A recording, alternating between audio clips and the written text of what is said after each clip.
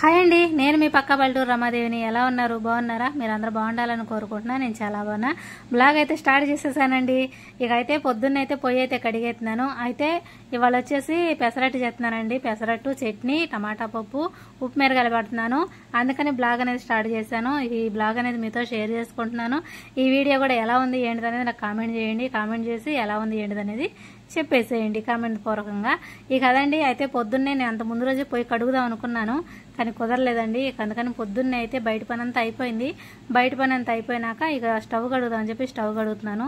ఆ స్టవ్ కడిగొచ్చి స్నానం చేసి వచ్చి అప్పుడు దీపారాధన చేసుకొని ఇక నేను పొయ్యి దగ్గరికి అయితే రావాలి. ఇవాళ టిఫిన్ వచ్చేసి పెసరట్టు అని చెప్పాను కదండి. అయితే నైటే నానబెట్టేసుకున్నాను. నైటే నానబెట్టేసి పెట్టేసుకున్నాను. పెసరపప్పును బియ్యం నానబెట్టేసుకున్నాను. ఎందుకంటే పొద్దున్నే పెసరట్టు కోసమని నేను ఆల్రెడీ పొద్దున్న నైటే అనుకున్నాను పెసరట్టు వేసుకుందాము బాగుంటుంది అని చెప్పి వేసుకున్నాను. అది కూడా నేను ఎలా వేసుకున్నాను, మా ఇంట్లో నేను ఎలా చేస్తున్నాను అనేది మీతో షేర్ చేసుకున్నాను. పొయ్యి దగ్గర ఎంత నీట్గా ఉంటే మనకి అంత ప్రశాంతంగా వంట చేసుకోవాలనిపించిద్దండి. అందుకని చెప్పి నేను 2 రోజులు పెట్టి పొయ్యి కడుగుదాం అనుకుంటున్నాను, కానీ అస్సలు కుదరలేదనమాట నాకు. ఇక అందుకని ఇక ఎలాగైనా సరే ఇలా పొద్దున్నైనా మంచిదే నేను స్టవ్ కడగాలి. స్టవ్ కడిగినాక ఇలా కత్మ పనులన్నీ చేయాలని చెప్పి ముందు స్టవ్ అయితే కడిగేసుకుంటున్నాను. స్టవ్ దగ్గర ఇటు పక్క గిన్నెలు అయి పెట్టుకుంటా కదండి, ఇది మొత్తం శుభ్రంగా కడిగేసుకుంటున్నాను. ఇక అయితే ఇప్పుడు వచ్చేసి నేను స్టవ్ కిందండి 2 ప్లేట్లు అనేది పెట్టేసుకుంటాను. ఆ 2 ప్లేట్లు ఎందుకు పెడతానంటే మనం పాలు కాసినప్పుడు కానీ అన్నం వండుకున్నప్పుడు కానీ ఏదన్నా చారు పెట్టుకున్నప్పుడైనా ఎప్పుడైనా పొంగిపోతూ ఉంటాయి కదండి. ఆ పొంగినప్పుడు ఏమవుతుందంటే ఆ గ్యాస్ కింద పడిపోతూ ఉంటుంది కదా. అలా పడకుండా నేను ఏం చేస్తానంటే ప్లేట్లు 2 పెద్ద ప్లేట్లు పొయ్యిల కింద 2 పొయ్యిల కింద 2 ప్లేట్లు పెట్టేస్తానండి. 2 ప్లేట్లు పెట్టేస్తాను అనుకోండి. ఇప్పుడు మనం శుభ్రం చేసుకుంటున్నాం కదా, శుభ్రం చేసేటప్పుడు తీసుకొని మనం నీళ్లు పోసి కాసేపు నానబెట్టుకున్నామంటే కొంచెం నీళ్లు పోసి పక్కన పెట్టుకున్నామంటే మనకి స్టవ్ కడిగే లోపల చక్కగా ఈ ప్లేట్లు కూడా నానిపోతాయి. శుభ్రంగా నీట్గా కడిగేసుకోవచ్చు. నేనైతే అలా చేస్తానండి. స్టవ్ కింద మటుకి నేను 2 ప్లేట్లు పెట్టుకుంటాను. ఎప్పటి నుంచో పెట్టుకుంటానండి. 2 ప్లేట్లు అనేది పెడతా ఉంటాను. అలా పెట్టుకుంటే నాకు స్టవ్ కూడా నీట్గా అనిపిస్తుంది.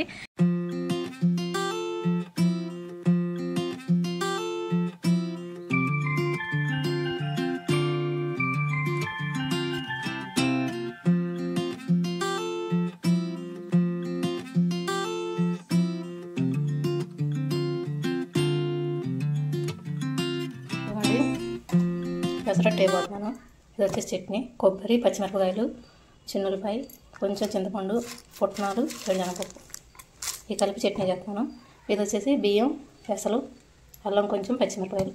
ఇప్పుడు ఈ 2 గ్రైండర్ చేసుకుంటాను. మిక్స్ చేసేసినాక చూపెడతాను. ఇదిగోండి పిండి ఐటమ్ అయితే అయిపోయింది. అది చూడండి, కొద్దిసేపు పక్కకు పెడతాను. పిండి ఇప్పుడే కదా వేసింది, కొద్దిసేపు పక్కకు పెట్టి ఇదిగోండి చట్నీ కూడా అయిపోయింది. కొంచెం గట్టిగానే వేసాను, తర్వాత కొంచెం ఒక చుక్క నీళ్ళు వేసి లూజ్ చేస్తాను. తర్వాత తిరమాత వేసుకునేటప్పుడు ఈ చట్నీ అయిపోయింది, పిండి అయిపోయింది. గిన్నెకి పోసుకోవాలి.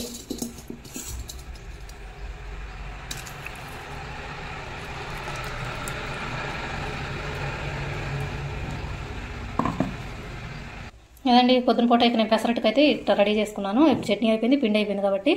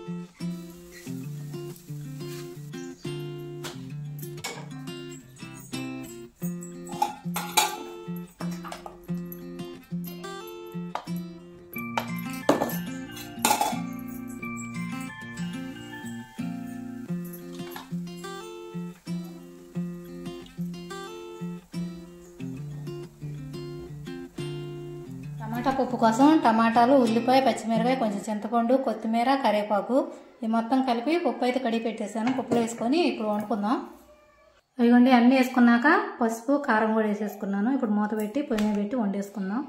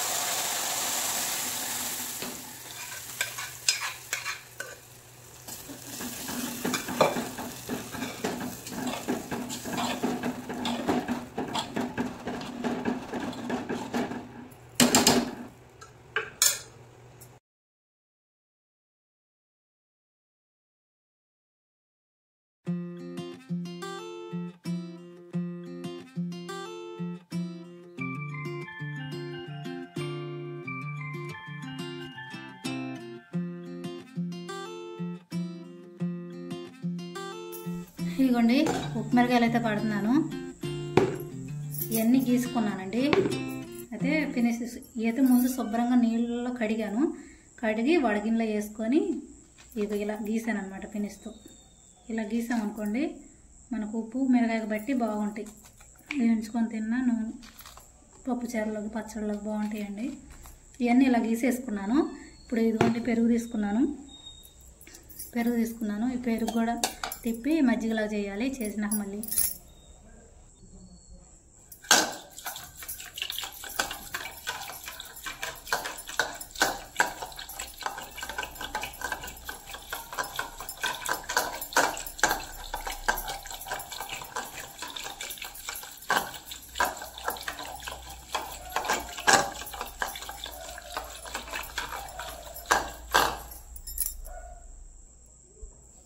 ఇవ్వండి పోసేసుకుంటున్నాను.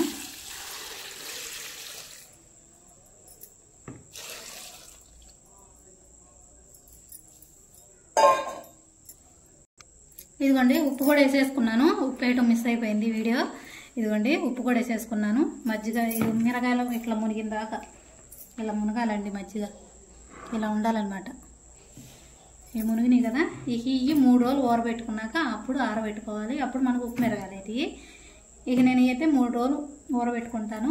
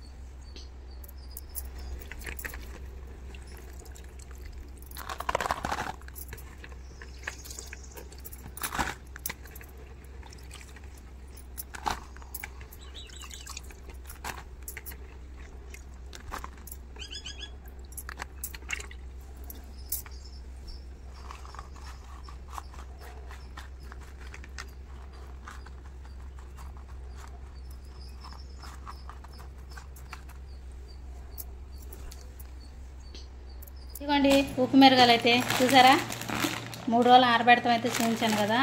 3 రోజులు కదండి, 3 రోజులకి 5-6 రోజులు ఆరబెట్టాను. ఎందుకంటే 3 రోజులకు ఆరవండి, పచ్చిగానే ఉంటాయి, కొంచెం అంత బాగా ఆరవన్నమాట. అందుకని చూపెడుతున్నాను. అంటే మరి నేను పట్టడం అయితే చూపించాను, మరి ఎలా ఉన్నాయి ఏంటిది అనేది మీకు కూడా చూపించాలి కదా, అందుకని చూపెడుతున్నాను. ఇవి అయితే అయినాయండి. అంతకుముందు కొన్ని ఉండేయండి, ఇక్కడ దాకా అయితే ఉన్నాయి కొన్ని. అవి మొత్తం కలిపి ప్యాకింగ్ చేసేసి ఫ్రిడ్జ్లో పెట్టేసుకున్నాను. ఇలా ఎన్ని రోజులైనా ఫ్రిడ్జ్లో పెట్టుకుంటే ఇలానే ఉంటాయి. అదే కనుక బయట ఉంటేనేమో నలుపుకొచ్చేస్తాయి, అందుకని ఫ్రిడ్జ్లో పెట్టుకున్నాను. అయితే మీకు ఇక్కడ ఉప్పు తీసి చూపెడతాను, చూద్దరు కానీ. ఇగో చూసారా, ఇవ్వండి ఇలా చక్కగా ఆరిపోయినాయి. ఇవ్వండి ఇలా చక్కగా ఆరిపోయినాయి. ఇవి మనం కనుక పప్పుచారులో కానీ పప్పులో కానీ దేనిలోకైనా చక్కగా వేయించుకొని తిన్నామంటే చాలా బాగుంటాయి. వీటితో పాటు వడియాలు కూడా ఉంటే ఇంకా బాగుంటాయి. వడియాలు, ఉప్పు మిరగాయలు, పచ్చళ్ళు, కారాలు ఇప్పుడే కదండి సీజను. ఇక ఇప్పుడు ఈ అడవుల్లోనైతేనే ఉన్నాను. ఒక్కోటి కారాలు, మినపప్పు, ఇక ఇవన్నీ మీకు షేర్ చేస్తూ ఉంటాను. పచ్చళ్ళు ఏమోనండి, ఈ సంవత్సరం పడితే పడతా, లేకుంటే లేదు. పచ్చళ్ళు అయితే మామిడికాయ పచ్చడి అయితే పడతాను. మామిడికాయ పచ్చడి పడితే కనుక షేర్ చేస్తానండి కదండి. వీడియో నచ్చిందని అనుకుంటున్నాను. నచ్చితే కనుక లైక్ చేయండి. కొత్తగా నా ఛానల్ చూస్తే సబ్స్క్రైబ్ చేసుకోండి. నెక్స్ట్ వీడియోలో మీ ముందుంటా. మీ సపోర్ట్ ఎప్పటికి నాకు ఇలానే ఉండాలి. మీరు సపోర్ట్ చేస్తూ ఉంటే ఇంకా వీడియోస్ తీసుకుంటా మీ ముందుకు వస్తూనే ఉంటానండి.